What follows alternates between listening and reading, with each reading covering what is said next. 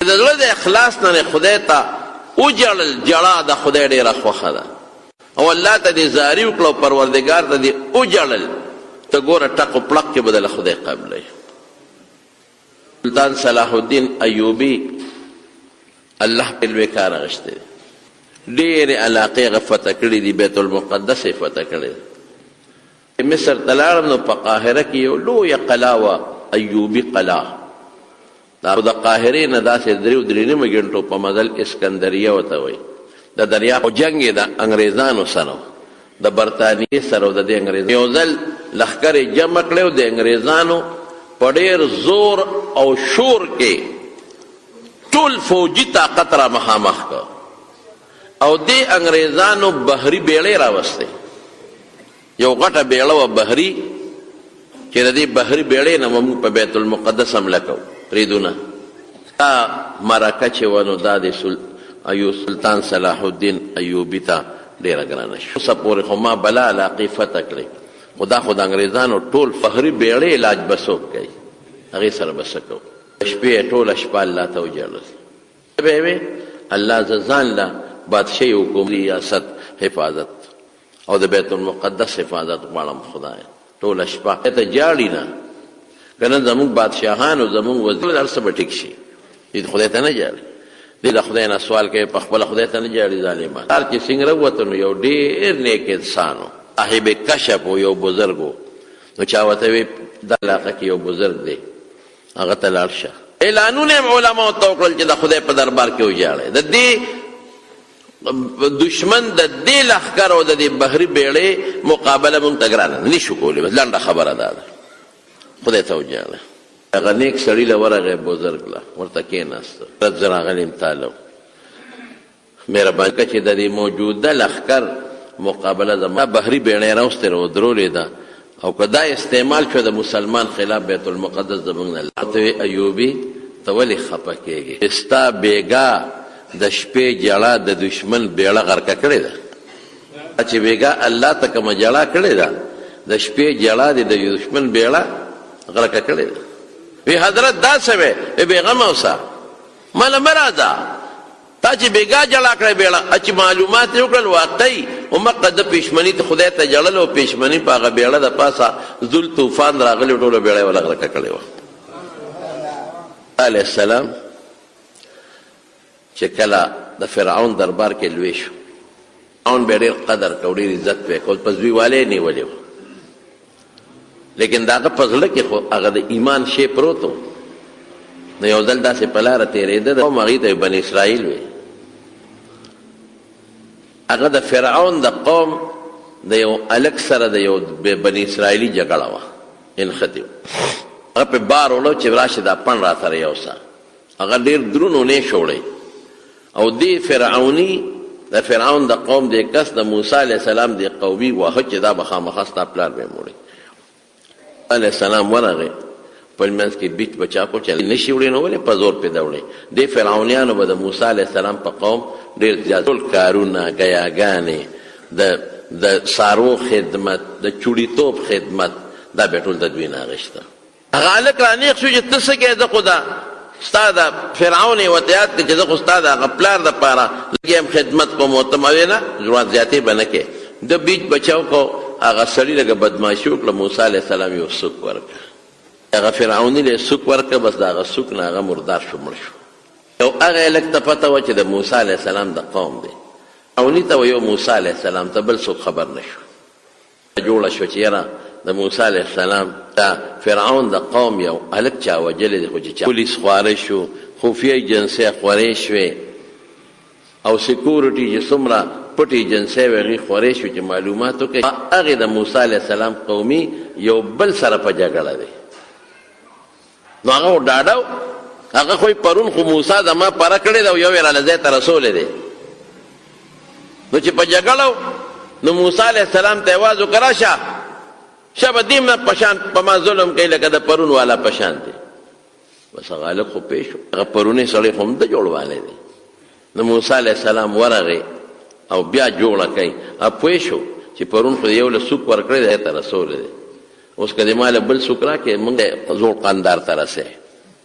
نو هغه ورته موسی ته وګوره په ارام کښېنه ما له ګورې څوک رانه کې په بله خو رفه دپه شوه خو هغه هلک هغه ورسوله د بادشاه دربار ته چې وجلې شوی دی خو هغه د فرعون بس فورا فرعون میټینګ راغوښته اوس موسی علیه السلام ته لا پته نه لګي چې اطلاع رسېدلې ده میټینګ یې راوغوښته او خبره په دې وشوه چې خو چې مونږ کوم ماشوم لوی کړی دی موسی تا سره څوک فیصله په دې وشوه چې دا موسی به رونیسو بس مړ به دل قومي دپاره دی ودرېده او د فرعون د قوم هلک یې وجلی دی نه قصاص اخیستل پکار دی او فورا د هغه میټینګ نه المله ډله ستا متعلق مشورې کوي پرېږدي دی نه نیسي دی او وجلی دی میرا حضرت موسی علیه السلام د مصر نه پیاده ډېر کافي مزل دی د ګاډي کم از کم د شپږو اوو ګنټو ښه د 13 سورلی مزل دی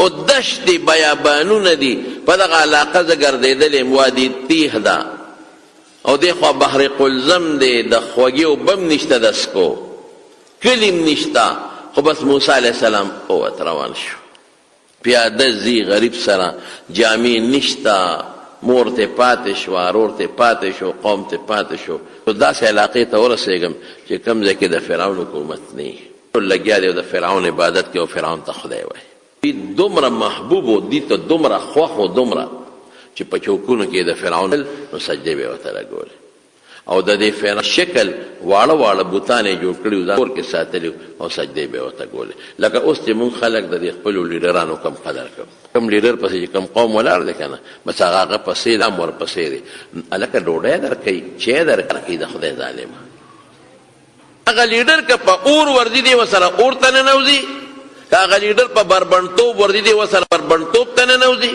که هغه لیډر دروغ وي دی ولا هغه دروغ خورئ بس موږ د دې لیډرانو نه د مافي خدایان جوړ کړي دي هغه لیډر خلاف که څوک خبره کوي هر څوک چې دې په خوله هغه بد او کنځل ورپسې تصویرونه نه و فوټوال نه و د هغوی په جیبونو باندې د هغوی بوتان تصویرونه لګول خوړې دی او دا لیډران هم بس خپل ځان له خدایان کړي دي به ختمه شوې د دې لیډرانو د خاطره موږ څومره سپکې څومره کنځل څومره بد ردې یو بل سره جګړې بیا ورته شروع دي اوس به بیا کور په کور جګړې به اوس به بیا یو بل سره روانې به جوړې شي او دښمنۍ به جوړې شي اوس به بیا د یو بل په جنډو جګړې جوړې شي دا زموږ فطرت دی نورو ملکونو کې دا قصې پسې نشته په دې یورپي ملکونو کې لکه دا موږ چې څه کوو یو ورور به یو لوټ ورکوي بل ورور به بل لوټ ورکوي یو بل نه خبر هم نه دي ښځه به یو لوټ ورکوي خاوند یو دی به موټر نه کوشي ښځه به یو لوټ ورکوي خاوند به بل لوټي خاوند ښځې ته دا نه وایي چې دا ولې او خو دې ته نه ګورو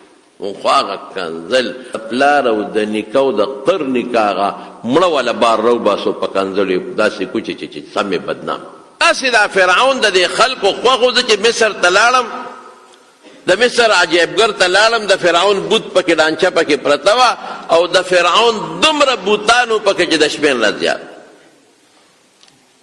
هغه ډولۍ هم پکې پرته وه چې دی به په هغه ډولۍ کې د خلکو نه پټ اوړلی راوړلی شو چې د ده په وجود او د ده په جامه له چا نظر او سترګې ونه لګي ټولې ساړې یې مو ځکه چې د هغه هغه بوتان که مونږ ولیدل د سټیلو او په دې دغه کې جوړ کړي په تانبه او په پیتلو کې دومره عقیدت و چې کله به یو لوی سړی مړ کېده نو صندوق پې وله جوړ کړه په صندوق کې د هغې صندوق د پاسه چې به کم سر و نو په هغه سر به د فرعون بوت و خدایي وه د دنیا باطله ځان ته به غټ خدای وي انا ربکم الاعلی زه ستاسو لوی خدای الله نه لوی کېدی نه شي مدین ته ورسېد یو سوال خو د خدای نه دا وکړه رب نجني من الله را دې ظالمانو نه ماله نجات راکړي ما ته رسېده د مدین په علاقه کې یو کوي خلکو به دا کوي نه اوبه وړلې او ګڼې چیلې ساري به پسې راکول د کوي غاړه یخی سیبې که نه نمجنی غاړه باندې بوټي مې نو موسی علیه السلام چې هلته ورسېده ځان یې د مکه خلک غټه بورقه ده چې په لسو کسانو ګړګړۍ تاوی غټه بورقه ده اوبه راوباسي او څاروي سیراب کوي اوبه راوباسي کله هغوی هغه خپل څاروي سیراب کړل څه داسې په ډنډوکو کې راواغېسته غټه تیږه وه چې به ګڼو کسان پې الله فرمایي وان من دونهم امرأتان تذودان خوا یو دوه جنکۍ ولاړې وې هغوی سره ګډې چیلې اخوا نه پرېږدي خلکو ته ځان علیه السلام هغه جینکو له ورغی ما خطبه کومه ته ګډې چیلې وبکو چې دا خلک خواره شي حیاناکې وي دینداره وي صالحانه وي پردهداره وي و ابونا شیخ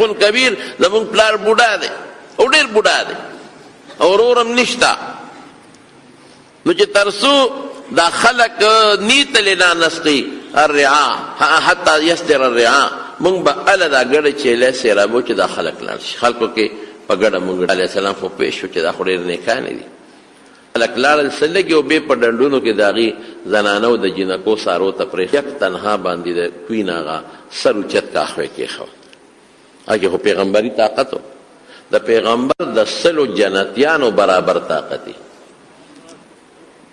طاقتمن نو سر یې ته یې خوا کېښود هغه برقه چې ګرګړې به 10 کسو تاوه په خپله یې تاو کړ وایستلې او جینکې ښه سیراب کړلې دا بیا په کوي سر کېښود او غاړې ته سملاست اسې تاسو چې څومره نیازبین ژوند یې تېر کړی دی نیازبین ځکه د فرعون کور کې ماشوم لوی شوی دی د فرعون ښځې آسیې ماشوم لوی کړی دی او څونه خلکو به قدر کو چې د ګرمه ځمکه او ګرم شی به په سترګو نه لیدلی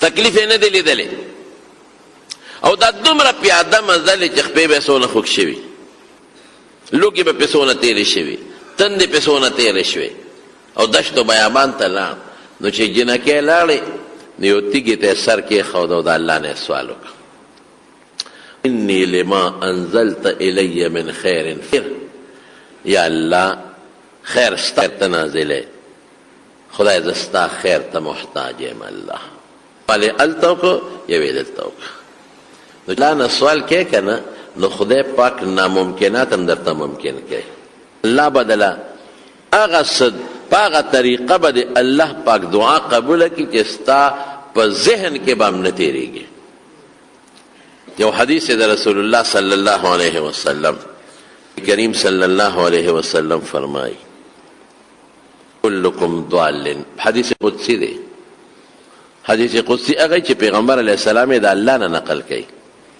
یا عبادی کلکم ضال الا من هدیته تاسو کې هر یو د لارې نه غلط روان دی خو چې زه چاته هدایت وکړم هغه په سمه لارې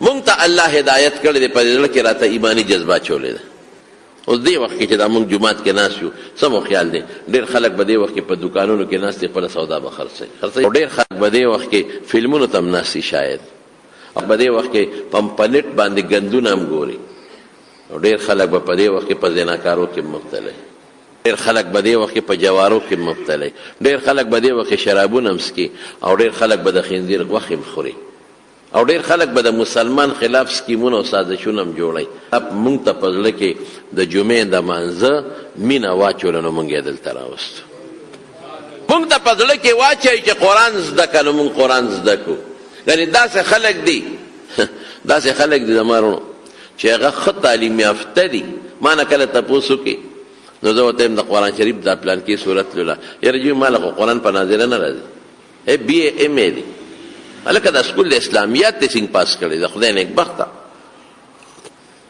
هغې کې خو هم دا شیدونه شته که نه دا یې څنګه پاس کړی دی یقین وکړه 14 او 14 به پاس او قرآن په ناظره نه ورځي دا غړه کې خدای نه راچولی او یو غریب سړی معذوره انسان دی په سترګو ړوند دی د هغه په زړه کې خدای د قرآن مینه واچوي د هغه د مور او پلار په زړه کې خدای د قرآن مینه واچوي نو راشي او قرآن ته کې حافظ او خدای ته عالم جوړ کړي څه وایي ای زما بندګانو کلکم ضال د لارې نه غلط روان دی الا من هدیته مگر که ما چاته په زړه کې نیغه لار ور واچوله استهدوني اهدکم ما نه هدایت غواړئ نو زه به هم په نیغه لاره کوم لکه څه وایي الله پاک استهدوني ما نه د نیغې لارې هدایت وغواړئ نو زه به هم په نیغه لاره کوم چې زه څوک جنت ته رسوم نو رسولی شم نو ما نه جنت وغواړئ چې زه مو جنت ته ورسوم موږ ته غواړو الحمدلله یا څه وایي یا عبادي کلکم جائع الا من اطعمته تاسو کې هر انسان اوږې دی مگر که زه چاله ډوډۍ ورکړم که ډوډۍ خدای بنده کړه باران بند شو او ډوډۍ بنده شو څه به خورو احد به راشي کلکم جائع الا من اطعمته، هر انسان اوږی دی چې زه چاله ډوډۍ ورکم. او یوازې دا نه چې ګري د مال ډوډۍ، بعضې وخت کې انسان ته ډوډۍ پرته یې او نه شي خوړی، الټی راځي نه خورم. وی بچې پلار ورته وي مور ورته وي ته لږ وخوره، او وایي نه ماله الټی راځي مه راکوه، نه مې تېرېږي مې نه، وایي که نه وایي تېرېږي مې نه الټی راځي نشم خوړی. دوستو زما پته نشته اوس به مړی که جمدي وي خو ډېرې زمانې خبره ده. ما له ډوډۍ کړې وه او زما د مخه هغې غریب خپل علاقې بلا علما م راغوښتي وو زما د خوشحالولو دپاره، او د هوټل نه یې ډوډۍ راوړې وه، ډېره قیمتي ډوډۍ راوړې وه. زه یې درستخوان ما وې دونه تکلیف دی ولې وکړه دا دومره تاوان دې مو کړو تکلیف دې مو کړو، نه بس وي دا زما ارمان و. او چې ما سره خوا کې مې ما سره کېنه چې کې ډونګه کې وله سپینې ماهۍ راوړې پلیټ کې ځان ته واچولې، داسې رکوټې سوکړک و د جوارو هغه ورسره خوړه. دا دومره نعمتونه ګډان چیلي وروجې او دا قصې پیسې وایي دا په ما بند دي، خو مې خوړه اوس راته تکلیف جوړ دی. دا څه غورې دا سپینې غالبا ماهۍ وي، نه پکې مالګه شته، نه پکې مساله شته، نه پکې غوړي شته، نه پکې مرچکې وغیره سم پکې نشته. یا شیدلي دا زما خوراک ټول عمر دا ټول عمر زما خوراک. رسول الله صلی الله علیه وسلم فرمایي چې کله ډوډۍ اخورې د الله نه سوال وکړه چې خدایا دا ډوډۍ ماله بار بار راکړي، غیر مودع مستغنا عنه غیر مکفی مودع ولا مستغنا عنه. ربنا ای ربا چې دا ډوډۍ ما نه رخصت نه کې چې بیا په ګوتو ونه مونم چې بیا ډوډۍ راکې. ای ربا چې زما ته زړه نفرت مو نه کي، کرکه مو نه کي، بعضې سړي ته پرته یو ویړه ته مې نه کېږي. ای ربا چې په ما پریزم نشي او په ما بندم نشي. دا سوال د خدای نه کوې هرې ډوډۍ سره. نو رب العالمین څه فرمایي کلکم جائع الا من اطعمته فاستطعموني. ای خلکو ما نه ډوډۍ غواړئ، څونه مهربانه ذات. بیا څه وایي یا عبادی انکم تخط باللیل والنهار، د شپې او د ورځې ګناه کوئ. الله انکم تخطئون باللیل والنهار، د شپې هم ګناه کوئ او د ورځې هم ګناه کوئ. وانا اغفر الذنوب جميعا، زه ټول ګناهونه به هم فاستغفروني اغفر لكم، ما نه بخښنه غواړئ چې زه وبخوم. الله الله خپله درته وایي سهار او ماښام ګناه کوې. انه لا یغفر الذنوب الا انا، بې د ما نه بل څوک ګناه بخي نه. ګناه وایي زه بخم، فاستغفروني ما نه بخښنه وغواړئ اغفر لکم، زه به هم ګناه معاف کړم. نو موږ په دې کې هم خدای ته نه جاړو. معلوم دا چې مال کې خدای ته محتاجه، د سترګې رپولو کې خدای ته محتاجه. قسم دی چې ونه غواړي چې له دې ځای نه قدم هم وانه لم. قسم دی چې الله ونه غواړي چې سترګه مو نه رپوم. قسم دی چې الله ونه غواړي چې زما د خولې ته نوړی هم دننه نه کړم. ښه منمه چې ډوډۍ کې خدای ته محتاجه، اوبو کې خدای ته محتاجه، ګرځېدو کې خدای ته محتاجه، عزت کې الله ته محتاجه، او د دنیا په ژوند کې الله ته محتاجه. او ګناه م کوم، الله م وایي کلکم، سهار او ماښام وایي ګناه کوئ. او دا هم درته پته ده چې ګناه بخونکي بې د الله د ذات نه بل څوک نشته. او بیا هم درته الله وایي ما نه بخښنه وغواړئ چې زه م وبخم. نو بدقسمته به موږ نه وي چې موږ د الله نه بیا هم بخښنه نه غواړو. اوازونه راته الله کوي او خدای ښایي موږ ته. د موسی علیه السلام هلته څه وایي ربي انی لما انزلت الی من خیر فقیر. خدای پاک زه محتاج یم. قرآن شریف کې بل ځای کې رب العالمین فرمایي چې تاسو ټول الله ته محتاج یې. قرآن شریف کې الله فرمایي یا ایها الناس انتم الفقراء الى الله، تاسو الله ته محتاج یې. والغنی غالبا دغه څه الفاظ دي. الله بے پروا دی، الله چاته محتاج نه دی او موږ ټول رب العالمین ته محتاج یو. رب العالمین فرمایي موسی علیه السلام سملاستو جنکۍ لاړې. دا جنکۍ څوک وي؟ دا د شعیب علیه السلام پیغمبر لوڼه وي. شعیب علیه السلام ته ټوله قصه وکړه چې یو هلک دی او داسې معلومیږي چې غریب ډېر زیات محتاج دی او مسافر معلومیږي. ځکه ځکه د هغه د هغه وجود نه او د ویښتو نه او د جامو نه پته ولګي چې سړی مسافر دی او ډېر ستړی هم دی غریب. او ټوله قصه یې پلار ته وکړه چې ډېر طاقتمن هم دی، موږ له اوبه راوویستې، موږ له هغه د کوي ګټه لرې کړه او سیراب یې کړه څاروي راته، خو ډېر حیاناک هم دی، موږ ته یې نه کتل. نو پلار ورته بچی ورشه راوله مسافر دی، ولا یو ورپسې راله چې راله په ډېره حیا راله. قرآن شریف کې وایي چې په حیا راله ورته. او موسی علیه السلام چې زما پلار تا غواړي اجرت در کې مزدوري را کې تا مونږ له ګډې چیلې سیراب کړی دی، ته مونږ سره. موسی علیه السلام غریب خو محتاج و، مزدورۍ ته څه کوې خو محتاجه دی. ځکه دلته کې کور نشته، بل څه نشته، هوټل نشته، کوم ځای به د ډېره کېږم. زه ښه شو چې څوک چاله ورځمه، څوک هر څوک چې بله سوان دی بی. موسی علیه السلام روان شو. نو دې جینۍ ته وایي ای خورې ته ما نه وروستو شه، ځکه چې هغه ته مخکې وه او هوا به د هغې لوپټه وخوځوله، نو د هغې دا پنډی به لاندې ښکاره شي، بیا وړقېدې ښکاره به شي، د نظر پرې پرېوته. ورته ته ما نه وروستو شه او د شا نه ما ته اواز کوه چې داسې تاو شه، داسې تاو شه، داسې تاو شه. شعیب علیه السلام دې تپوس وکړو بچې څوک یې، د کوم ځای نه کوم ځای مسافر. هغه ورته ټوله قصه وکړه، ټوله قصه یې ورته وکړه. نو هغه ورته وایي فکر به کوه. الله نه دې سوال کړی دی چې رب نجني من القوم الظالمین، خدای ظالمانو نه ما نه نجات راکړي. بس الله د ظالم نه خلاص کړي. دلته د فرعون د حکومت اسم نشته، دلته نه هغه را رسېدي چې نو دلته هغه حکومت ته فکر مه کوه، دلته ما سره شه. ور خدای پاک دعا قبوله کړه که نه. یعنې زه حیران شم که نه، مونږ خلق خو دې ته مونږ خو دوا دې ته وایو چې د غربت نه مالدار شي، مونږ خو دوا دې ته وایو چې غریب او مالدار شي، بچی نه او بچی او شي. دام دعا ده د موسی علیه السلام د پاره ګټه د خدای د طرف نه خوشحالي دا ده چې د شرک د اډې نه یې راوویسته، د فرعون ظالم د اډې نه، او د شعیب علیه السلام کور ته یې ورورسه. هلته خو به نیازبینتوب و مال به مو دولت به مو ارڅه به، خو د چا عبادت خلقو کو؟ د فرعون. فرعون ته خلقو خدای وي. نو خدای پاک راوست د شعیب علیه السلام کور ته. جینۍ ورپسې تلې وه، هغه ورته بابا د نوکر که ځان سره، ان خیر من استاجرت القوي الامین. ولې د ملازم د نوکر دپاره دوه صفتونه پکار دي. یو دا چې دی مضبوط تکړه، یو سړی تکړه دی، هغه چې اوبې ریسې ورته پته لګېدلې ده، او بل سړی امانتګرم دی، سړی مخلص امانتګر دی. ولې پته ورته ولګېده چې په لاره یې ما ته نه کتل، دې ځان نه وروسته. شعیب علیه السلام ورته ویل لکه که ما سره مزدوري کوې په یو شرط ده چې که 8 کاله مزدوري دې ما سره وکړه نوکري، زه به تاله په دې دواړو لوڼو کې یو لور په نکاح درکړم. که لس دې پوره کړه ستا مهرباني به وي، شرط به اتي، خو که لس دې پوره کړې دا به ستا مهرباني. او که 8 کاله دې ما سره پوره کړل نو دا یو جینۍ به درته په نکاح کړمه. جینکۍ هغه وخت کې وړی وې. موسی علیه السلام ورته ډېره ښه ده، په شوه زموږ ستا خبره، او الله زموږ ستا په موسی علیه السلام لګیا دی شعیب علیه السلام سره وخت. بې امت خدای ور په غاړه کوي موسی علیه السلام ته. د حضور پاک نه پس په ټولو پیغمبرانو کې لوی امت د موسی علیه السلام دی. رب العالمین د شعیب علیه السلام سره دیره که چې د هغه شاګردي اختیار کې پیغمبر دی چلته، او د فرعون په مقابله کې خدای د هغه په غوږ کې تیار کړي، او له خدای څخه وګرځي.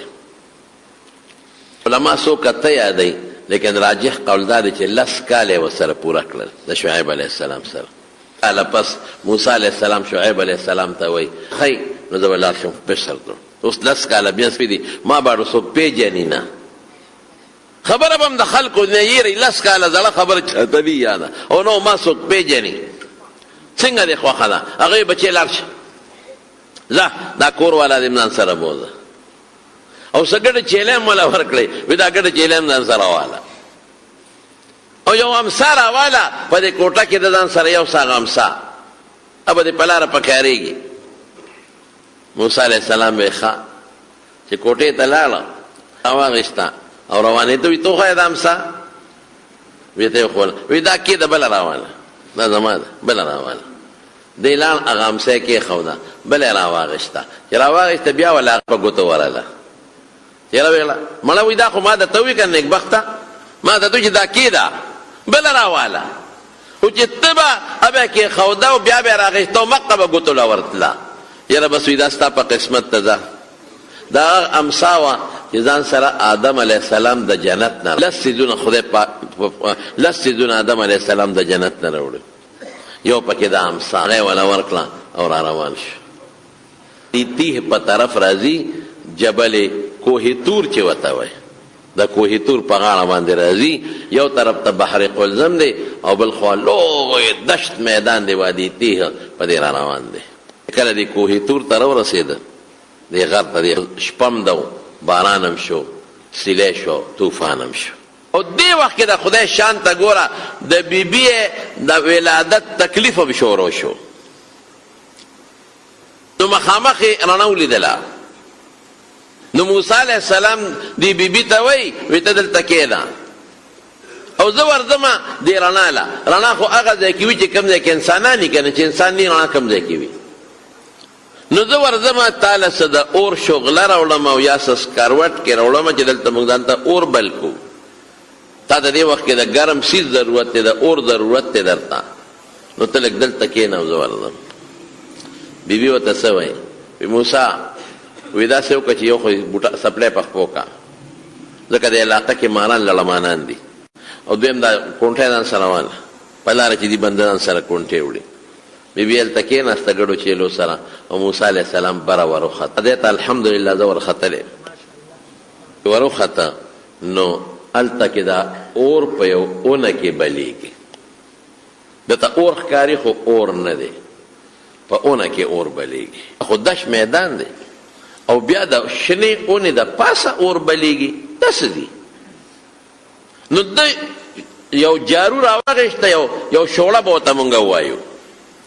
شوړی راواغېسته چې د اور پورې ونیسمه، هر څه چې کېږي خو چې د شوړې ته اور راشي چې دا اور یو سمه یو څو سکاره جوړ کړمه او بیبي له دا یو څه څنګه دلته کې هغه شوړه اور ته نږدې کوي، اور ته بره کېږي. چې شوړه نږدې کوي اور ته بره کېږي. اور کې نه تاو شته نه ګرې شته، هېڅ هم نشته. حیران دی چې خدای داسې دی. دی کې آواز وشو یا موسی انی انا ربک فاخلع علیک. اور نیمه موسی ستا رب یم، ستا رب یم. اخلع علیک پڼې دیو بس. انک بالوادي المقدس طوا. ته په هغه خوړ کې وادي کې چې ډېر پاک ځای دی، کومې طوا دی. د الله اواز زمونږ د اواز په شانتې نه، د الله زمونږ په شان وجود هم نشته.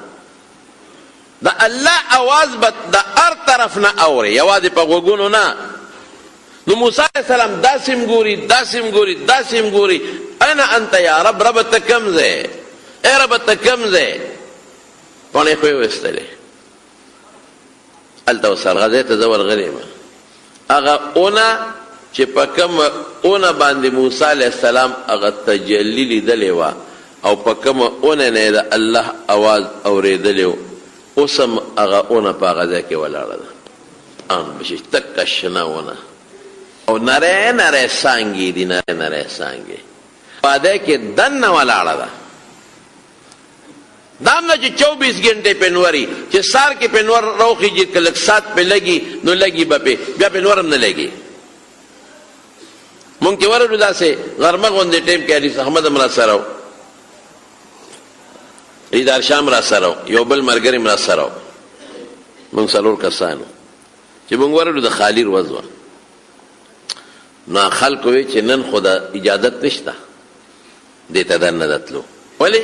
وی چې د خالي په ورځ خو دلته یهودیان عبادت کي، د بعد اتوار هم چوټي ده، نو د ګل په ورځ به تاسو راځئ. نو ډېر خفه شوم. تقریبا د قاهرې نه 6 घंटे 15 घंटे مزل کړی. نو ما دا 15 घंटे مزل مونږ کو دلته رالو او ما سره خو 2-3 ورځې دي، اوس به بیا ځو نو بیا به راځو. دا څه مسله جوړه شوه. بابا ما ته وی دا وفد ولاړ دی، دوی سره سرکاري پرمیشن اجازت دی، وردننه کېږي. نو تاسو غږ مه کوئ. دا 15-20 کسان دي په دې میانځ کې پکې ورننوځئ. یو 3 ترکیان و، هغه هم زمونږ په شانتي و، هغوی ته هم داسې ووایي. ترکیانو ته بیا مونږ ووایي وی دوی سره اجازت دی، تاسو سره نشته. وی لږ صبر وکړئ، یهودیان پکې دننه دي، هغوی خپل عبادت کوي. نو چې هغوی روځي ځان هم وکړه، یهودیان راووتل.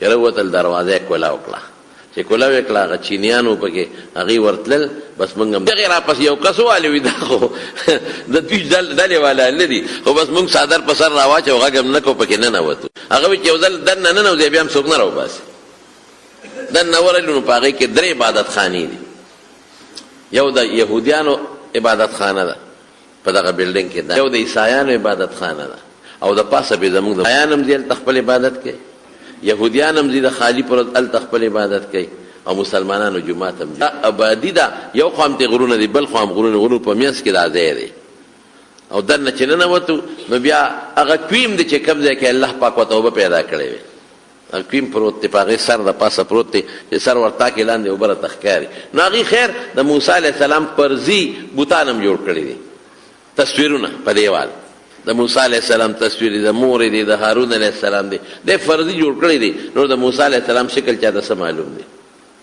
نو په هغې ورځو کې څوک راشي نو 5-6 منټو نه زیات څوک نه پرېږدي څوک شته دی نه او دا خو سرکاري وفد دی نو موږ پکې ښه ډېر ساعت تېر کړ چې ښه ستړي شو نو ترې راووتو نو هغه اونې ته ورسېدو هغه اونې ته داسې دیوال یوالې د دیوال ګلی د کوڅه شانتې ده د پوړ په شانتې د پوړو مې 4-5 فوټه پلنه ګلی به او په هغه سر کې اونه ده او هغې ته دیوال والی دی او سر کې پسې لګي بیا پې نه لګېږي او داسې دي لکه چې دا زمونږ دا بوی والا پسرې دا خشته بوی چې کوي دا نری ریلې چې وي بلکل رامبیل چامبیل په شانتې نری نری څانګې را ځوړندې دي حق زمانه سړی حیران شي چې خدایا د 4,500 کالو زړه اونه ولاړه ده نو حضرت موسی علیه السلام ته رب العالمین دغه د پیغمبري او نبوت ورکړه او بیا ورته وایي چې لاړ شه اذهب الى فرعون انه طغى فرعون ته لاړ شه هغه په سر ختلی دی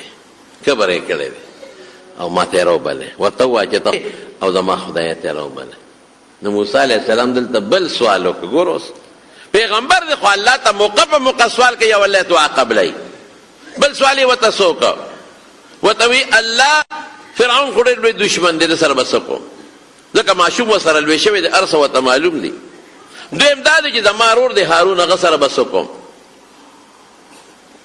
ګرتیا کوي که نه کوي خدای هم را سره ملګری کوي هسې نه چې د کور نه مخالفت شروع شي رب العالمین ورته ادم قبوله کړه ورورونو ما خو تاسو ته وی که نه چې د اخلاص نه الله ته دعا غواړئ نو الله دعا قبلوي خو دا پکې قانون دی د دعا آداب برته بله جمعه انشاءالله خیمه چې د اخلاص سره د الله سره چې بالکل مخلص او په زړه کې د بل سوچ نه او الله ته په اخلاص باندې سوال وکړي او د رب العالمین نه دعا غواړئ فادعوا الله مخلصین له الدین دا ضرور د هارون علیه السلام الله وی دعا دې قبوله تا هم پیغمبري میلاو شوه او ستا ورور هارون علیه السلام ته هم پیغمبري میلاو شوه او زه هارون علیه السلام به دې مخې ته ولاړې وی الله هغه ته به زه څه ویمه وی دا به ورته چې الله یو دی رسول یمه وی د هغه مقابله به څنګه کومه خو لوی لښکر او د لوی بادشاه خاوند دی نو رب العالمین ورته وی ښه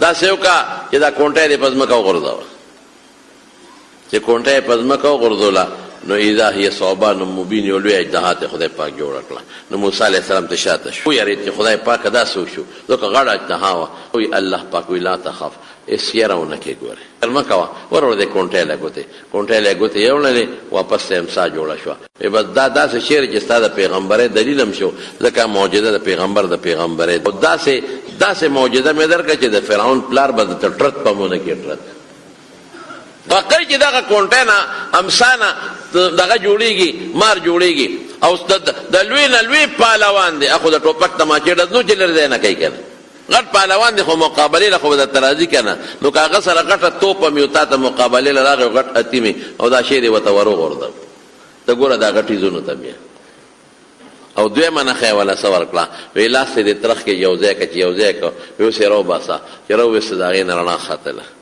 بیا یو ځای که یو ځای کړه رڼا ترې ختمه شوه ابدا معجزې موسی علیه السلام بیا راغی فرعون ته فرعون مقابله وکړه خیر خبره خو اوږده ده ما خو صرف دې دپاره دا خبره کوله چې د موسی علیه السلام په کسه کې اوتیو په غربت کې اوتیو په لاچارۍ کې اوتیو الله نه سوال وکړه نو خدای پاک وله دعا قبوله کړله خدای پاک وله پیغمبري ورکړله خدای پاک رور له پیغمبري ورکړه او بیا راغی د فرعون سره مقابله، بیا خبره په دې انتها ته ورسېده چې فرعون سره د خپل لښکره خدای پاک ارکه او تباه کړه. دعا رونو الله په دعا خوشحالېږي. ښه مونږ په سوال خفه کېږو، الله وایي ما نه غواړه، بیا مونږ نه غواړه. خو داسې دعا نه ده که مونږ چې کومې دعاګانې کوو. مونږ څه دعا کوو؟ بشیرجان ټول عمر د ښځې دوا وکړه، نو د ښځې تشه دوا خو نه قبلېږي که نه.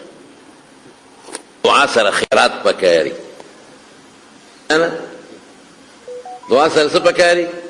نو ستا جیب کې خو زیات لړم پروت دی، خیرات خو ته نه کې.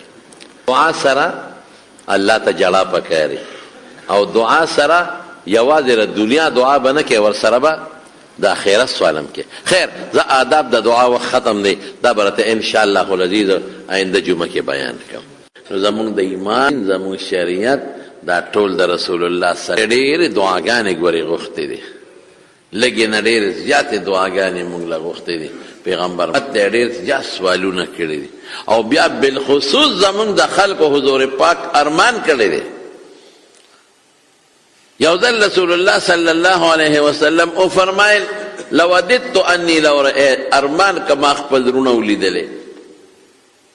ارمان صحابه ورته وایي موږ ستا رونه نه یو د الله رسوله، ابي تاسو مې ملګري یې، هغه خلک دي چې زما نه وروسته زه به یې لیدلی نیم او نالیدلی به په ما ایمان راوړي او ما به مني. صحابو ته ملګري ویلي دي او موږ ته رونه ویلي دي. رونه نبی ته صحابو ته د الله رسوله دی به د قیامت پر ورځ څنګه پیژنې؟ دی به د اودس د اندامونو نه پیژنم، دس د اندامونو نه به رڼاګانې خیږي د قیامت پر ورځ. څوک چې اودام اوبه واچوي د هغې اندام نه به د قیامت پر ورځ رڼا محجلون یا محجل دس د اندامونو رڼا به خیږي.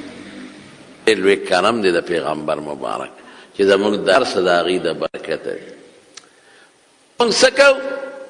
یو به د هغې د سنتو تابعداري کوو، اتباع سنت باندې به راته یو جمعه بیان وکړم انشاءالله. خدایم یو پوټینۍ غوندې عمل درته نن ښیم، هغه عمل به کوو انشاءالله. پا چې مونږ به درود شریف په حضور پاک وایو. او رب العالمین په خپله په قرآن شریف کې فرمایي ان الله و ملائکته یصلون علی النبی، الله هم پې درود وایي او د الله فرشتې هم پې درود وایي. ایها الذین آمنوا صلوا علیه وسلم، اے مومنانو تاسو هم په دې پیغمبر الله خپله پې درود وایي او دا په الله فرض. رسول الله صلی الله علیه وسلم ډېر پریشان، حضور پاک مبارک ته جبریل علیه السلام راغی. دا یو فرشته په لومبي ځل د اسمان نه راکوزه شوه، مخکې نه ده راغلې، او د الله نه اجازت وغوښت چې الله ما له اجازت راکړه په نبي علیه السلام سلام اچو. نو الله ولې اجازت ورکړو، دا فرشته په لومبي ځل راغلې. هغې فرشتې په حضور پاک سلام واچو. فرشته ورته څه کوي؟ وی الله پاک ما ته ووایي چې ته دې پیغمبر ته څوک لس ځل چې څوک یو ځل لس ګناهونه به خدای معاف کړي، لس نیکۍ به وله خدای ولیکي، وله خدای درجې اوچتې کړي. الله فرمایي چې ته له ده نه تپوس وکړه چې ارضي ته اوس خوشحاله؟ حضور پاک وفرمایل او اوس خوشحاله شو. یو ځل چې تا اللهم صل علی محمد ټکې ووایې، یو ځل بس لس نیکۍ لس رحمتونه خو درته راغلل او لس ګناهونه دې ورجېدل. لس نیکۍ، لس رحمته، لس ګناهونه دې رجېدل کېږي، لس مرتبې دې بلندېږي. شریف ډېر لوی برکات دي صاحب. زموږ د دې درود شریف یو کتاب یو عالم لیکلی دی دلایل الخیرات، هغې کې د هرې ورځې ځان له درود شریف لیکلی دی. دا سفیان صاحبان یې وایي مستقل. نو هغه د هغه درود شریف د کتاب متعلق لیکلی دی چې دا کتاب مې په درود شریف ولې ولیکه. یو ځل په لاره باندې روان وم، یو ځنګل کې یو شاړه ځمکه وه او ډېر زیات تږی شو. وی مخامخ وی دی، وی هغه کوی له ورغلم، وی کوی کې برقه نشته. خدایه زه څوک یم، د تندې مرم ګرمي ده، اوبه شته په کوی کې لاندې برقه نشته. یو جینۍ وه ګډې چیلۍ سرولې، ماشومه جینۍ وه، لراله ما ته کاکاجي ولې مې چې بچی تږی یم دې کوي کې اوبه شته که نه ما ورته وخندل چې بچي اوبه خو ما ته هم ښکاري په سر وباسم وی ما ته وي د لره وباسم ما ویاو ما لکې سوچ وکړه چې د دې سره به یا بورقۍ ګډه چیلی سرۍ هغه ماشومه جینۍ راله او د کوي په غاړه ما څټکې وې او چوپ یې کړې او چې چوپ یې کړې نو اوبه ورو راختې د کوي سر ډک شو وی ما ته وي اسکه باباجي کاکاجي وی اوبه مې وڅښلې وی چې مې وڅښلې وی بیا یې څټکې وې چوپ یې کړې اوبه بیا واپس لاړې ویخله ما جینۍ کلکه د مټه ونیوه مې بچي پیری که انسان لورې وی نه د خو د انسان لورې م پیری خو نه دا دې څه چل وکړه یو ټکي سره اوبه سر ته راغلې او بیا واپس ویخلله جادوګر نه هېڅ جادو نشته دا څه دي وی دا هغه وی چې کم کار دې نه کېږي درود شریف وایه نو خدای به یې کوي او چې کم دې څه حاجت او نه پوره کېږي نه حاجت یې زه درود شریف نو خدای پاک حاجت پوره هغه حاجت اوبو ته ستا دپاره حاجت شو نو درود شریف مې ووی اوبه د کوي سر له راغلې چې حاجت پوره شو بیا مې درود شریف ووی اوبه واپس پل دا مضبوط ایمان او کلک یقین ګورې لري روحاني اسباب کې څومره که نه دا مضبوط عقیده خو ماشومه وه بس هغې ته خو داسې ښکارېدل لکه چې څوک چاله ډاکټر ګولۍ ورکړي چې دا ګولۍ وخوره دې سره به د وجود نه خوله لاړه شي او وخورې او خوله ترې لاړه شي د هغې پوره یقین بس عمل پرې کوه درود شریف او داسې کېږي مولانا زکریا علیه یو واقع لیکلی پلار او زوی حج له روان و یا عمرې له یا حج له زه پکې په لاره په سفر باندې روان وي دا پلار ناجوړه شو ناجوړه شو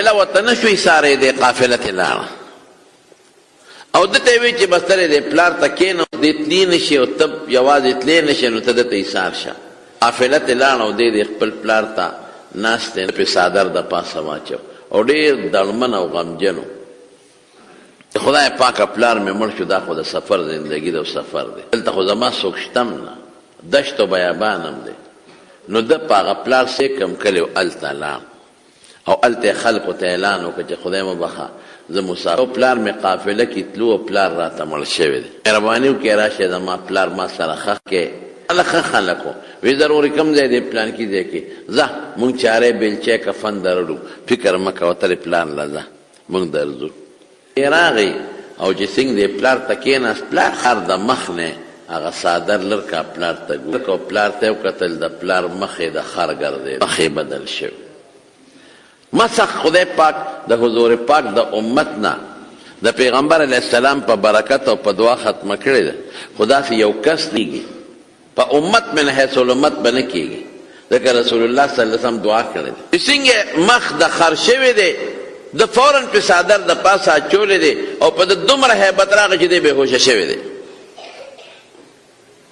دی بېهوشه شو پرېوته یا خدای پاکه دا څه شو اوس په خوب کې دی ویني په دې بېهوشۍ کې چې دی وده دی په دې کې دی ویني چې نبی کریم صلی الله علیه و حضور پاک مبارک دې سړي ته وایي ملګري ولې پریشان دی وی دا الله رسول پلار مې دلته راته مړ شو دغسې د خلکو له لاړم چې راشه زما پلار را سره ښخ کړي مخ بدل شوی دی زه دې له راغلی خدای دې له را رسولی خوب کې هم دا دی وی مخې کولاو که څادر مې لرې که ریخ که د پلار مخ مې ټیک شو د مخکې نه ښکلې شو نورم خشته شو مخې دلنده شو ډېر زیات خوشحاله شم او رسول الله مبارک ته د الله رسوله تا خو ما سره ډېر احسان وکړه ځکه چې دا خلک اوس راځي جنازه پې کوي دا خلک به څه وایي چې دا موږ تاخر له راوستو که انسان له دې راوستو تا ته څه پته ولګېده چې ته رالې واوره ستا د پلار به روزانه په ما درود شریف وی اشتو باغه درود شریف ما را رسول اګورې حدیث کې راځي ښه من صلى علی عند قبری سمعته صلى علی نائیا ابلغته حضور پاک فرمایي چې چا زما د قبر په خوا کې په ما درود شریف وی زه ډایرک په خپله اورم او چې څوک د لرې ځای نه وی نو هغه ما ته را رسولی شي او بل حدیث کې راځي ان لله ملائکة سیاحین فی الارض یبلغونی عن امتی السلام، دا الله فرشتې په دې مخ د ځمکه ګرځي او چې څوک په ما سلام وایي نو هغه فرشتې یې ما له رارسوي. او بیا څنګه یې وررسوي؟ فرشته لاړه شي ورته وایي فلانکي د فلانکي زوی نن پتا دومره درود شریف ویلی دي، فلانکی د فلانکی زوی نن پتا دومره درود شریف ویلی دي. باقاعده فرشتې ورته د پیغمبر مبارک هغه درود شریف رسوي. هسې ورونو تاسو د درود شریف فضیلت خو په خپل ځای دی، خو زه اکثر طالبانو ته دا یو خبره کوم او تاسو ته یې ویم، د درود شریف د برکت نه ستا نوم د پیغمبر مبارک خوا کې روزانه اخیستلی کېږي، تا د پلار نوم هم اخیستلی کېږي. تا چې درود شریف ووایې نو فرشته یې یوسي نو پیغمبر مبارک ته څه وایي؟ وی پلان د تورنګزو د کلي د پلانکي زوی نن پتا دومره درود شریف ویلی دي. نو رښتیا چې پیغمبر مبارک ته دا پیش شي نه به خوشحالېږي او که به نه خوشحالېږي. او تاله به غټه فایده د درود شریف دا ده. ثوابونه خو په خپل ځای دي هغه نیکي، خو د درود شریف غټه فایده د ټولو نه مضبوطه فایده دا ده چې د درود شریف د برکت نه به ستا او ستا د پلار نوم روزانه د حضور پاک مخکې اخیستلی کېږي. نو ستا د پلار درود شریف به روزانه را رسېدل. وی نن هغه فرشتې ما دې تپوس وکړو چې د فلانکي علاقې یو سړی خوري ګولر روزانه په هر ټیم کې ما درود وی او را رسېږي، نن خو د هغه درود راونه فرشته وی چې خو مړ شوی دی او تا ته محتاجه دی. وی مې چې ما ته څنګه محتاجه دی؟ وی د هغه شکل بدل شوی دی، خدای دلته تاله راوستم چې زه ورسره کې ګورې ډېرې عبرت دی زما وروڼو. هغه وایي چې دا بېهوشۍ نه راویښ شوم او مې کتل د پلار مخ مې ټیک شوی او د مخکې نه نور هم خشته و. د زما وروڼو درود شریف ډېر لوی برکات دی. خلک د دې ځای نه دي لاړ شي په مسجد نبوي مبارک کې منځ وکړي، حج ته لاړ شي د بیت الله، مسجد نبوي مبارک ته لاړ شي هلته منځ وکړي او بیا ورشي رسول الله صلی الله علیه وسلم ته مخامخ او په حضور پاک درود او سلام وایي. ډېر خوند کوي ډېر. وګورې داسې بدقسمته پکې شته دی. دا ګورې په جومات کې ناست یم، دروغ درته نه وایم او دروغ ګناه هم ده. یو سړي نه مې تپوس وکړو، هلته تلې عمرې له تلې عمرې له دروازه یې وه او په پیغمبر علیه السلام درود شریف سلام له نو تلې. ته مسجد نبوي ته مانځه له نه تلې؟ وی تلې مونځ مې پکې وکړو. نو ته سلام له نه ورغلې؟ وی نه نه یم ورغلې. مې ولې؟ وی ډېر لوی رش دی. نو وی د خدای سپېره دلته کې 1000 روپۍ نیسمه چې لکه زر درویشمه چې ګورم چې په دې رش کې ورپسې را ټوپونه وي او که ورپسې نه وي. رش دی دومره ورځې دې تېرې کړې ته حضور پاک له سلام له ورنه رلې. بعضې سپېره پکې داسې هم شته او بعضې نیکبخت پکې داسې هم شته چې هغوی سهار هم ورځي سلام هم ورځي سلام اچوي، مازدیګر هم ورځي په رسول الله مبارک سلام اچوي. رسول الله صلی الله علیه وسلم په خپله چې ما باندې څوک سلام واچوي او دې تپوس کړي وقد بلغت الله رسوله ستا وجود خو به خوري شوي، ته به زمونږ سلام څنګه اورې وجود به دې خوري شوي، ځکه مړی خو چې قبر کې کېدې خوري شي.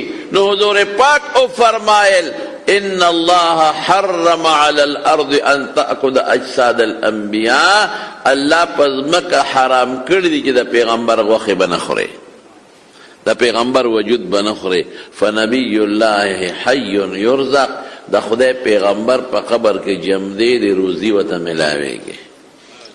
هلته بیا مخامخ لاړ شي او خلک سلام وایي. هلته هم ډېره بېادبي نن سبا کېږي، ځکه قانون دا دی چې د حضور پاک مخې ته ودرېږي نو ډېرې چغې به نه وي. لا ترفعوا اصواتکم فوق صوت النبي، دا پیغمبر د آواز نه به آواز نو چته ډېرې چغې به نه وي. ان الذين يغضون اصواتهم عند رسول الله اولئك الذين امتحن الله قلوبهم للتقوى لهم مغفرة ورزق کریم. هلته کې دا آیت د جنګلې مبارکې د پاسه لیکلی دی. د پیغمبر علیه السلام د ادب او د احترام دا آیاتونه په جنګلې د پاسه لیکلی دي. نو هلته به خاموش ولاړې ودرېږه. الصلاة والسلام به په خپل زړه کې راولې چې پیغمبر مبارک علیه السلام چوم دلته نو دی اوري. الصلاة والسلام علیک یا حبیب الله، الصلاة والسلام علیک یا خیر خلق. داسې د پیغمبر مبارک نور صفتونه هم دي پکې. کوشش وکړي چې ډېر وخت هم وانه لري چې نورو مسلمانانو ته تکلیف هم ونه رسوي او چغې هم ونه وایي او شور هم نه کوي او ډېر خلک هلته لګیا دي ویډیو کیمرې ریستی او تصویرونه وباسي. په تصویرونو خو پیغمبر ډېر زیات خفه کېږي. تصویر ګناه ده. زمونږ هم د دنیا خلک وباسي تصویرونه، لیکن تصویر ګناه. او بعضې خلک پکې داسې بل زه ګاډي ته ختېدم راغی یو تصویر د سره وباسه، مې بچي برکت له وباسم، ګناه برکت لکې برکت له وباسم.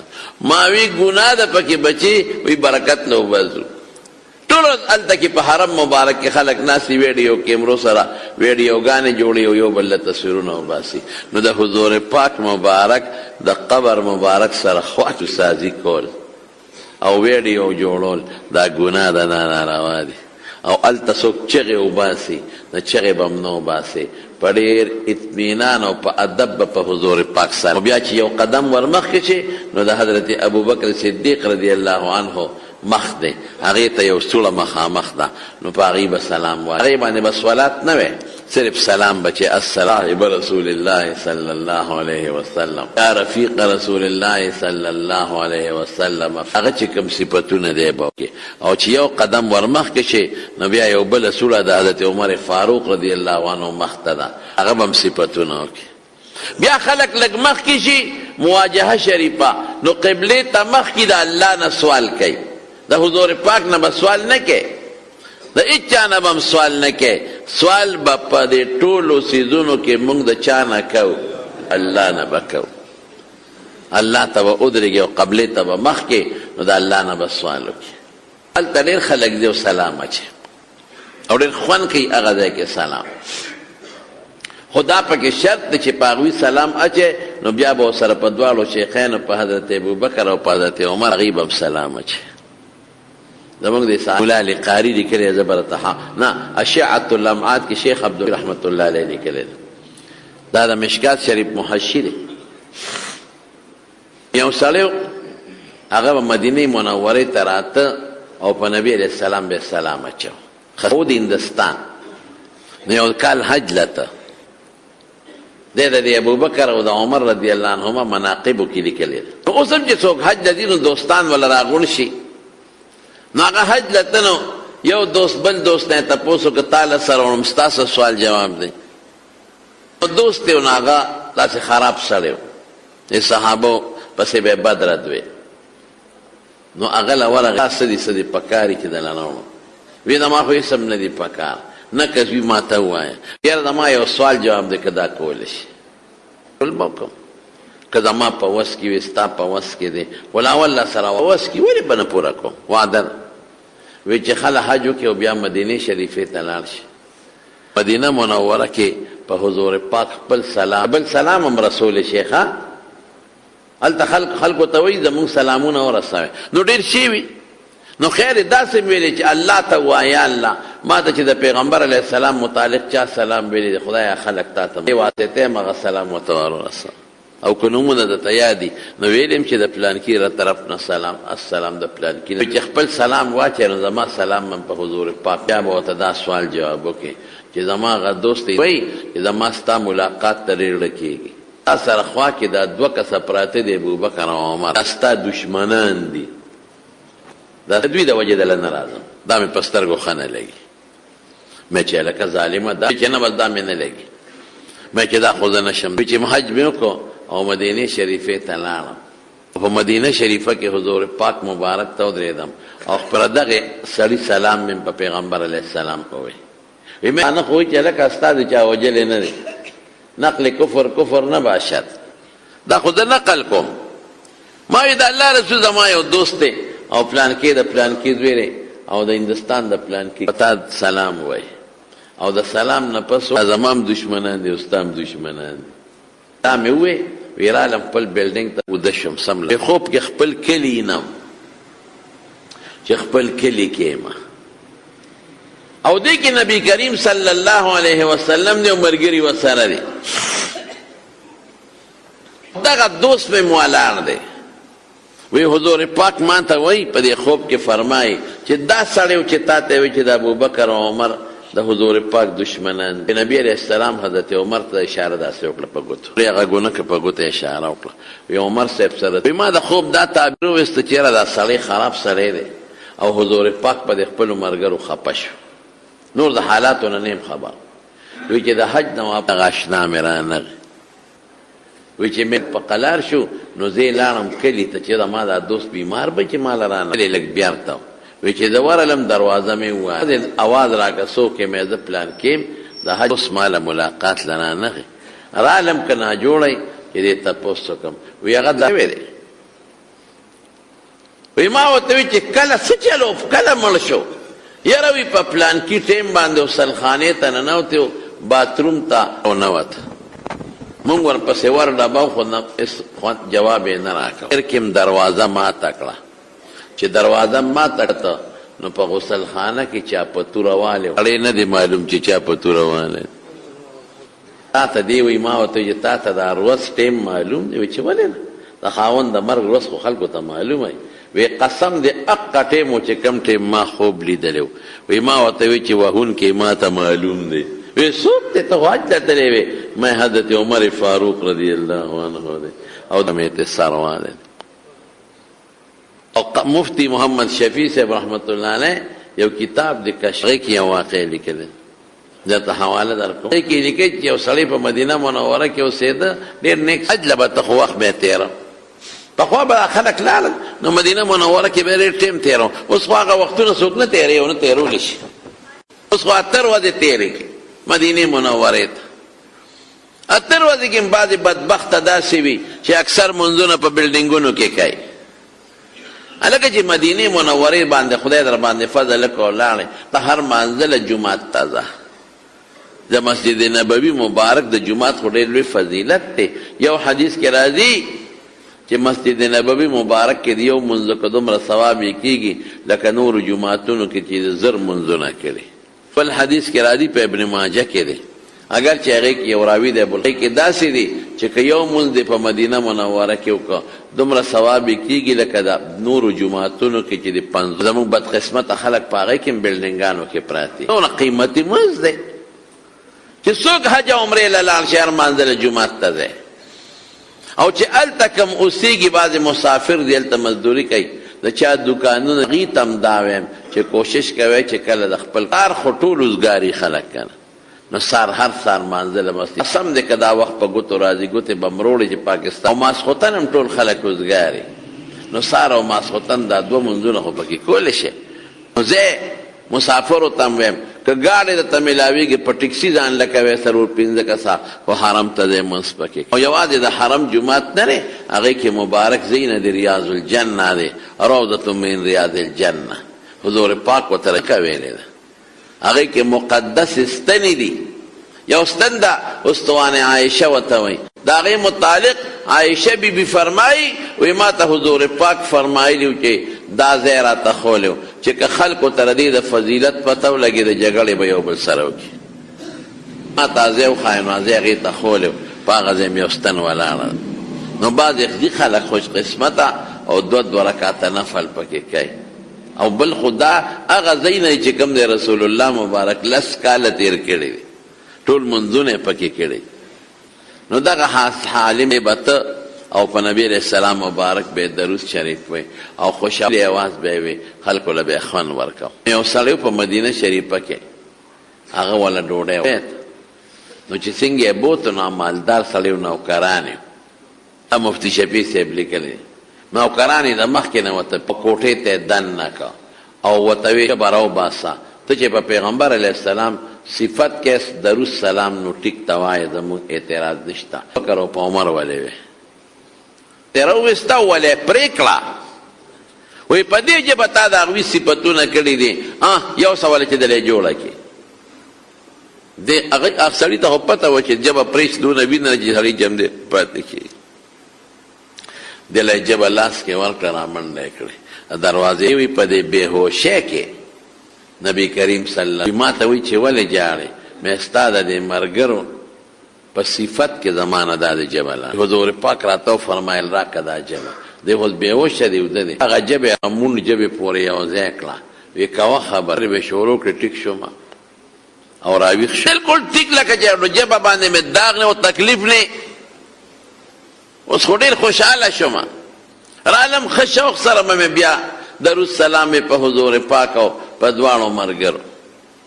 وی بل کال بیا لاړم حج له، وی په ډېر شوق لګي ډېره ښه ده. وی ما ته شاګردان وایي چې داسې دعوتونو پسې ګرځه به پرې شوه، څوک به دې مړ کړي. وی مې چې زما ایمان دی که نه چې پاک څوک مانه د حضور پاک او د هغه د مرګرو په وجه سرم پرې کړي نو ماله به خدای یو ځای کوي. ما خو یو یقین پیدا شو. وی چې بویتلم په اقا کور یې وردن نه کړم چې په روز کال کم کور کې ما سره لانجه شوي خو د ګبراو شوم، ګبراهټ راغی. وی چې څنګه ورغلم، وی هغه سړي زما ډېر قدر وکړو، ډېر عزت. بیا یو کوټې ته بوتلم، وی راشه کوټې ته یې وردن نه کړم. په کوټه کې په موږي باندې یو بیس تړلی شوی، غټ بیس، غټ د انسان و. چې بیس ما ته وکتل د سترګو نه اوښکې روانې شوې، ژړلې. وی ما ته سړی وی چې دا پیژنې؟ زه څه پیژنم، حیوان دی، بیزو ده، نر بیز، زما ته څه پته لګي. وی تا ته څه خبره یاده ده په دې کور کې؟ مې چې پروس کال یو سړي ما نه ژبه پرې کړې وه. وی راته وی چې زما پلار و چې تا نه ژبه پرې کړه، نو به خدای جوړه کړه او د هغه نه هغه وخت بیز جوړ کړی چې دا په موږي تړلی دی. اوس هم تر اوسه څه دعا ورته وکړه چې خدای پاک یې جوړ کړي. مې اخلاص سره به هلته په حضور پاک درود شریف وی او د هغه په ملګرو به هم وی او د بقي مقبرې ته به هم ځي. د بقي په مقبره کې 100,000 نه زیات صحابه کرام دفن دي، د 100,000 نه زیات. او احد ته به هم ځي، په احد کې تقریبا 80 صحابه کرام دفن دي. څه خو خیر ته بیا مدینې ته راوړل شوي هم دي، خو تقریبا 80. او بیا په ټولو کې جلیل القدر صحابي د حضور پاک تر حضرت حمزه رضی الله عنه دی. هغه سره 2 مرګري په یو ځای دفن دي او یو دی الګزي د صحابه. پیغمبر مبارک به احد ته او بقي ته وته، نو بقي ته تلل او احد ته تلل د پیغمبر مبارک سنت او طریقه ده. وسلم دلته اوس هم چې څوک مړو له لاړ شي نو تماشې له به نه دی، د مړو نه غوښتنې به هم نه کېدې، له به نه چې د مړو نه زه غوښتنې وکړم. حضور پاک فرمایي یو وخت کې د قبرونو د زیارت نه منع کړی و، نهیتکم عن زیارت القبور الا فزوروها. وایي مکه خلکو به غلط رواجونه کول، اوس یې کوې فانها تذکر الاخره، دا سړي ته اخرت را یادوي. لپه دې نیت دل پکار دی چې سړی وګوري چې دا څومره لوی بزرګ، څومره لوی عالم او نن د خاورو لاندې پروت دی، څومره لوی سردار او بادشاه مالدار نن د خاورو لاندې پروت دی. نو زه به هم یو ځل دې آخرت به سړي ته یاد شي. نو هلته خامخا خلک د بقي مقبرې ته ځي او جنت المعلا ده د مکې مکرمې مقبره، هغې کې هم څه بعضې صحابه او دفن دي خو پته نه لګي. او یو د حضور پاک بیبي ده پکې حضرت خدیجه رضی الله تعالی عنها، د هغې قبر معلوم دی، اگر چې اوس حکومت هغې ته دروازه بنده کړې سو. خیر خبره مې دې پورې کوله چې په رسول الله صلی الله علیه وسلم چې هلته نو درود شریف پې مخامخ وایه، او چې دلته نو بیا دلته هم درود شریف وایه. نو فیدې د درود شریف ډېرې زیاتې دي. د درود شریف فیده ګورې حضور پاک ته نه رسي، موږ ته رسي.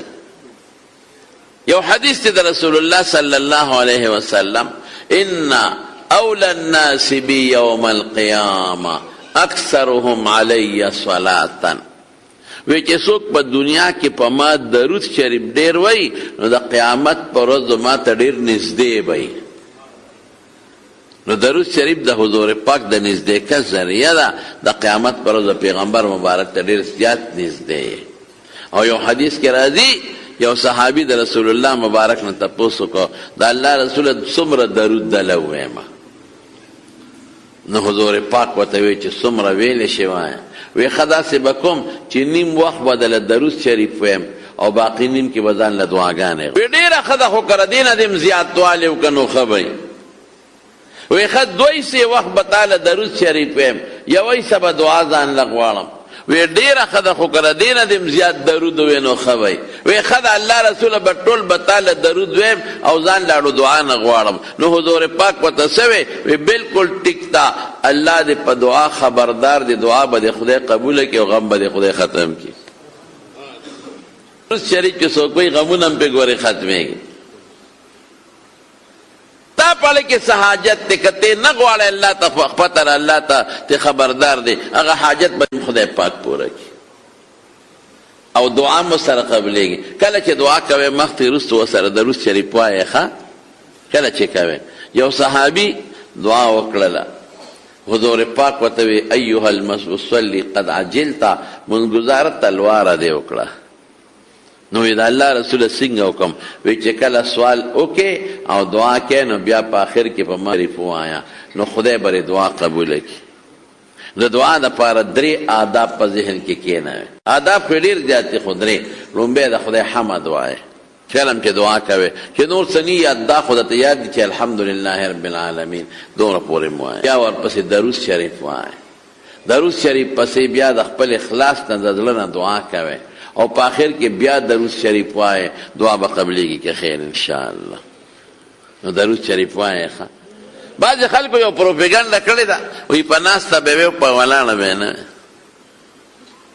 څوک وایي لکه په ولاړه دی وایي دا پلانکې بیماري په کونډی به دې وایي خوږېږي نن سبا خود هر چا کونډی خوږېږي بیا به هر سړی وایي چې دا جوړ ما درود شریف په ولاړه ویلي ځکه مې کونډی خوږېږي دا غلطه ده دا د درود دشمن دی ظالم آداب په خپل ځای درود شریف آداب یې دا دي چې ښه یک طرف ته یکسو کېنه او قبلې ته مخ کو چې هېڅوک هم نه نو درود شریف ووایه د خبره ده لیکن هر وخت کې درود په پیغمبر مبارک وایه یو دای چې کوم وختو کې منې نو هغې کې مه وایه لکه په اودسمات نه ذکر کولی شي نه درود شریف غسلخانه کې نه ذکر کولی شي نه درود شریف هغې کې مه وایه چې بربنډې مه ذکر کوه درود شریف وایه نور یو ټیم چې دنه پاتې نه شي په هغې کې په روانه کې مو والا په ګرځېدو کې مو وایه په حضور پاک الله پرې ډېر زیات خوشحالېږي ښه اوس د تره درود شریف یو څو مسالې چې کله د پیغمبر مبارک نوم واغېستلی شي نومونه یې 2 دي ښه هسې نومونه خو یې ډېر دي خو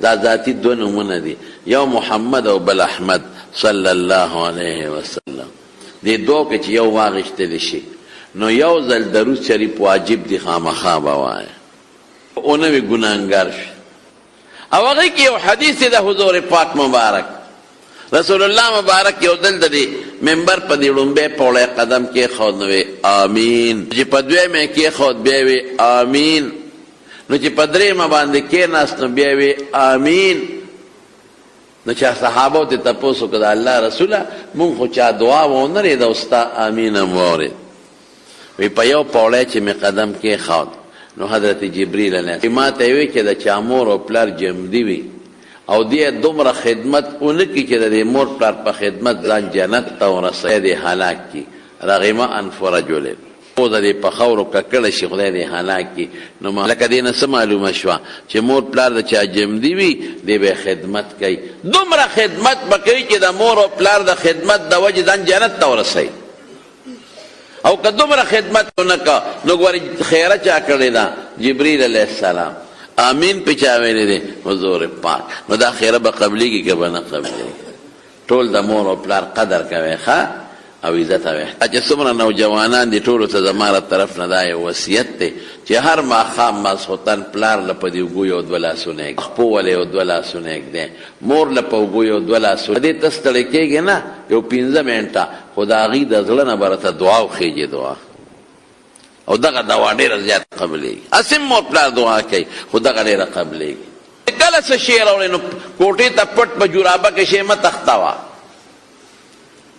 امین چې بادام وړي نو په جیب کې دننه کوټې ته وړي نو داسې به نه کې چې په جیب کې رشې دننه پټ کړي او مبارک یې دننه محترم یې ځغلی مور له وړه لاول مور له وړه د هغې نه پس کوروانه نه ورکوه لاول پلار له وړه د هغې نه پس وړه او که کوټې ته دې یوړل مجبورې بعضې خلک شته مجبوره نو بیا ته په پلیټ کې لږ شی راواله مور پلار له وړه کېنه دویم څه وی په 2 پوړی چې کېناستم په 2 یا 3 خیر چې په چا د رمضان میاشت راشي او دې دومره د الله عبادت ونه کړي چې ځان په خدای وبخي ورسېدې دې خدای هلاک کړي نو رمضان کې به دونه عبادت کوې چې ځان په خدای وبخې که دونه مو نه که نو خیره جبریل علیه السلام کړی د آمین په حضور پاک ویل او په بله پوړی څه وی چې څوک ستا نوم د چا مخکې نوم او څوک پې درود شریف ونه وایي نو دې دې خدای هلاک کړي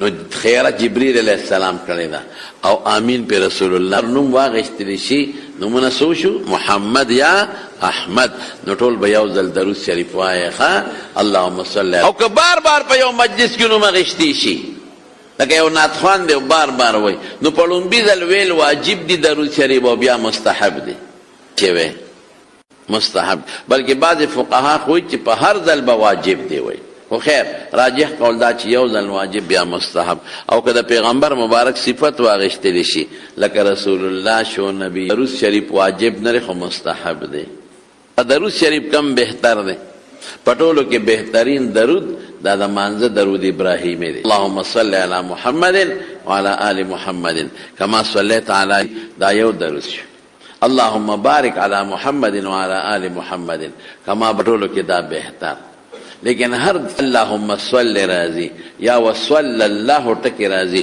بس دا درود شریف دی یا اللهم صل پکې راضی یا وصل الله او ډیر مختصر درود وصل الله علی النبی الامی وصل الله علی النبی الامی دا ډیر مختصر درود دی او فائدې هم ډیرې دي دا ټول ویل شي یا دام چې اللهم صل علی محمد اللهم صل علی محمد اللهم صل علی محمد فائدہ شو او که وسره د آله او اولاد ذکر کل صحارو شریف بوایو که خیر انشاءالله ټول بوایي ښه او تسبیح ځان لواله پاغي وای ټونو د موبایل نه څه جوړوي او چې ماسخوتن سمله نو ټول مرګري یو سل کرات یا 200 کرات درود شریف وای دې شر د درود شریف په برکت خدای پاک تاسو ته په خوب کې درارمو کې نو درود شریف بوایو که خیر په شریک ټول یو ځل اوس درود شریف وای اللهم صل وکي الله ته موږ له درود شریف د ویلو توفیق راکړي چې سونم ویلي دي مخ کې تر اوسه پورې الله کې او زموږ درود شریف زموږ خپل مبارک پیغمبر زموږ د پاره د شفاعت ذریعہ جوړه